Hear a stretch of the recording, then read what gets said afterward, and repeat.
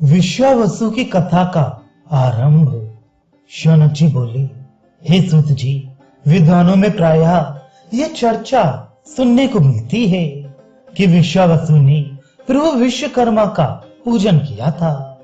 इससे तो यह अनुमान लगता है कि विश्वावसु प्रभु विश्वकर्मा का कोई भक्त रहा है, परंतु यह बात ज्ञात नहीं होती कि वह वास्तव में कौन था, उसने प्रभु का पूजन क्यों किया तथा उसे क्या फल मिला। अतः आप हमें उसका वृतांत सुनाने की कृपा करें। कुलपति शौनक जी की प्रार्थना सुन सूत जी बोले, शौनक जी, विश्वावसु का वृतांत है तो पर्याप्त लंबा, परंतु है उपयोगी। अतः मैं उसका आख्यान विस्तार पूर्वक सुना रहा हूं, ध्यान से सुनिए। प्राचीन काल में वहिर्ष नामक एक प्रजावत्सल धर्मात्मा, न्यायशील एवं पराक्रमी राजा था। उसके राज्य में प्रजा सुखी, संपन्न तथा समृद्ध थी। उसकी वीरता को देखकर किसी प्रदेश का कोई राजा उस पर चढ़ाई करने का साहस नहीं कर सकता था। उसके राज्य में चोर, डाकू, लुटेरों तथा दुराचारियों का नाम तक नहीं था। सभी प्रजाजन अपने राजा के समान ही सच्चे, सदाचारी तथा धर्मपरायण थे। ज्ञानवान, विद्वान एवं कलाकारों का उसका दरबार आश्रय स्थल था। इसलिए गुणीजन दूर दूर से उसके दरबार में आ अपने कर्तव्य दिखा मनचाही इच्छा पूरी कर संतुष्ट होती थी। वह स्वयं भी उच्च कोटि का कलाकार एवं कलापारखी था। अपने इन कार्यों से वह देश विदेश में अत्यंत लोकप्रिय हो गया था। विद्वानों का तो वह संरक्षक ही था। वहिष के राज दरबार में जो विद्वान थे, उनमें ब्रह्मर्षि सानक के वंश में प्रचलित भावन्य गोत्र का मृत्युंजय नाम का एक विद्वान ब्राह्मण भी था। वह वेद वेदांगों तथा नाना प्रकार के विज्ञानों का ज्ञाता था। 6 शास्त्र तथा सभी दर्शन उसे कंठस्थ थे। वह विद्वान ही नहीं, कर्मकांडी भी था। नित्य नियम पूर्वक धर्मानुकूल आचरण करता था। उसने अनेक प्रकार की सिद्धियां प्राप्त की थी।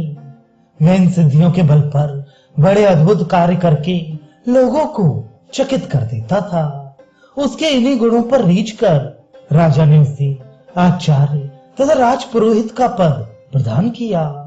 समय समय पर उसका सम्मान बढ़ाने के लिए वहिर्ष उसे अश्व, गौ, रत्न, स्वर्ण, भूमि आदि भी दान में देता रहता था।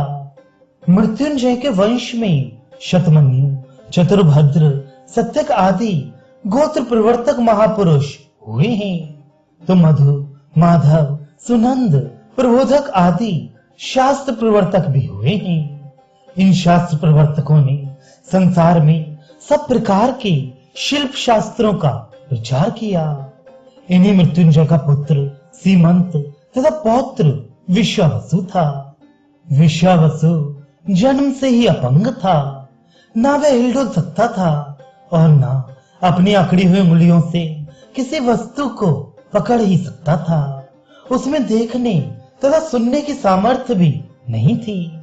इस प्रकार का पुत्र पाकर उसके माता पिता अत्यधिक चिंतित हुए। राजपुरोहित होने के कारण सीमंत तथा उसकी पत्नी सुयशा को किसी वस्तु का अभाव नहीं था, किंतु अपाहिज पुत्र को देखकर वे इतने दुखी रहते थे कि उन्हें कुछ भी खाना पीना अच्छा नहीं लगता था। विश्वावसु से बड़े 4 भाई और थे।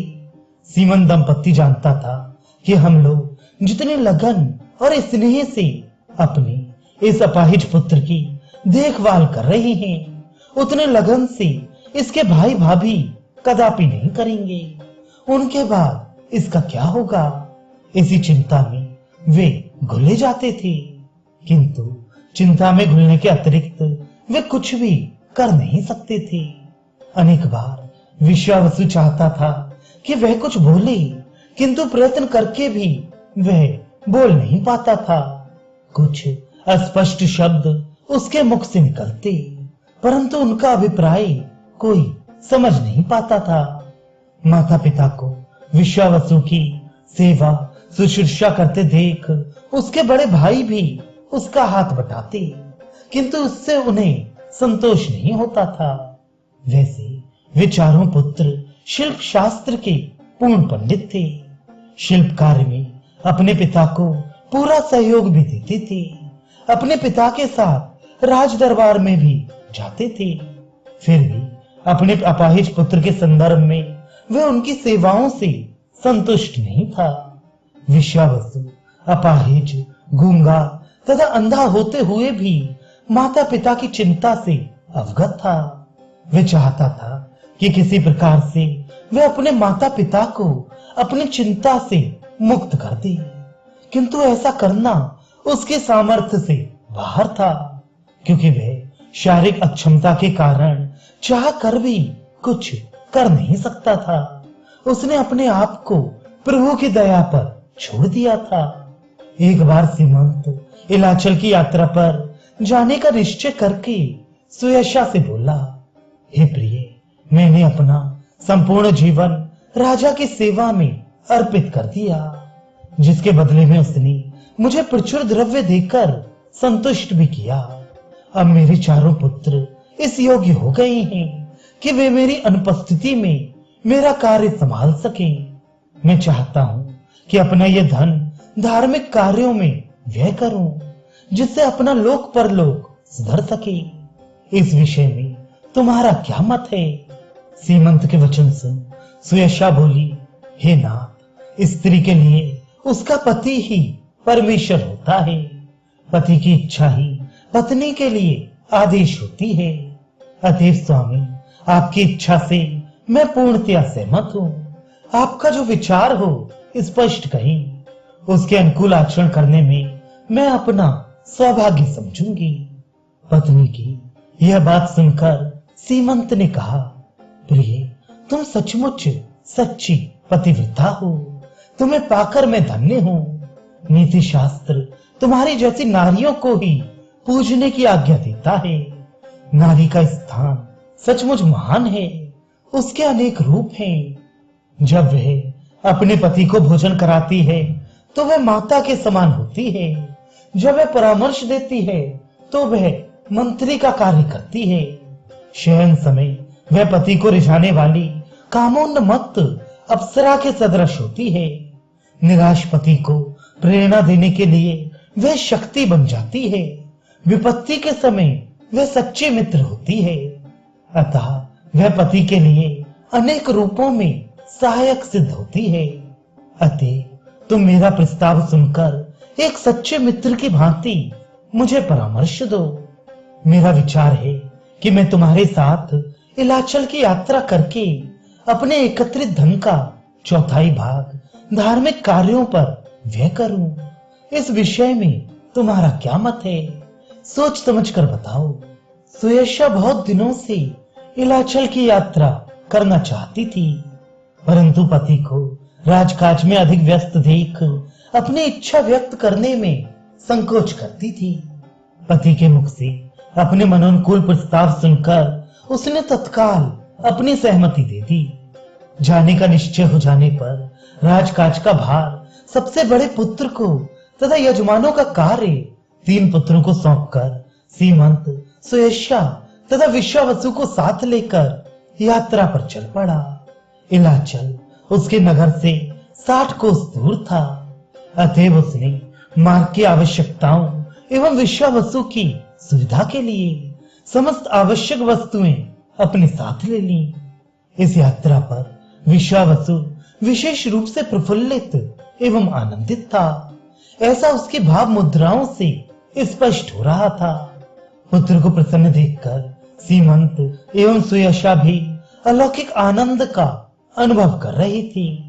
विश्वावसु की प्रसन्नता का कारण यह था कि वह प्रभु के चरणों में जाकर उनकी आराधना कर सकेगा। वह बहुत दिनों में वहां जाना चाहता था, पर बोलकर अपनी इच्छा प्रकट नहीं कर सकता था। आज उसे अनायास ही यह अवसर मिल गया था। वह चाहता था कि इलाचल से कभी न लौटे। सीमंत का रथ प्रत्याशित अवधि से भी पहले पहुंच गया। जिस समय वे इलाचल की तलहटी में पहुंचे उस समय सूर्योदय हो रहा था। वहीं से इलाचल के शिखर पर स्थित प्रभु विश्वकर्मा के मंदिर की ध्वजाएं दिखाई दे रही थीं। वहीं रथ रोक विश्वावसु को कंधे पर बिठा और सुयशा को साथ लेकर सीमंत इलाचल पर पहुंची। सीमंत ने विश्वकुंड में सपरिवार स्नान कर विश्वकर्मा के मंदिर की ओर प्रस्थान किया। ज्यों ही वे मंदिर पर पहुंचे, पुजारी ने मंदिर के कपाट खोले। कपाट खुलते ही घंटा, शंख, मृदंग, नगाड़े आदि बजने लगे। ऋषि मुनि वेद मंत्रों का सस्वर पाठ करने लगे। पुजारी ने प्रभु का पूजन किया। सीमंत ने भी अपने परिवार के साथ प्रभु के समीप जा प्रसाद ग्रहण किया। बहुत देर तक वे विश्वकर्मा के निकट बैठ उनका ध्यान करते रहे। इसके पश्चात सीमंत अपनी पत्नी तथा पुत्र सहित कुंड के समीप एक पर्णकुटी बना निवास करने लगा। वे नियम पूर्वक प्रभु का पूजन, उपासना तथा व्रत करते। इस प्रकार उन्हें 14 दिन बीत गए। 15वें दिन एक आश्चर्यजनक घटना घटी। नित्य के नियम के अनुसार सीमंत विश्वकुंड में स्नान करके उसके तट पर ईश्वर आराधन कर रहा था। सुयशा विश्वावसु को स्नान करा रही थी। तभी विश्वावसु उसके हाथ से गिरकर एक भयंकर आकृति वाली शिला से टकराया। शिशु के टकराते ही स्नेहमयी माता के मुख से चीख निकली। चीख सुनकर सीमंत दौड़ा। वहां जाकर उसने जो कुछ देखा उसे देख वह अपने नेत्रों पर विश्वास न कर सका। बालक शिला से टकराकर उसके निकट एकदम सीधा खड़ा हो गया था। जब उसने अपने माता पिता को सामने देखा तो वह गूंगा अपाहिज बालक ओ माता ओ पिता कहता हुआ दौड़कर उनके निकट आ खड़ा हुआ।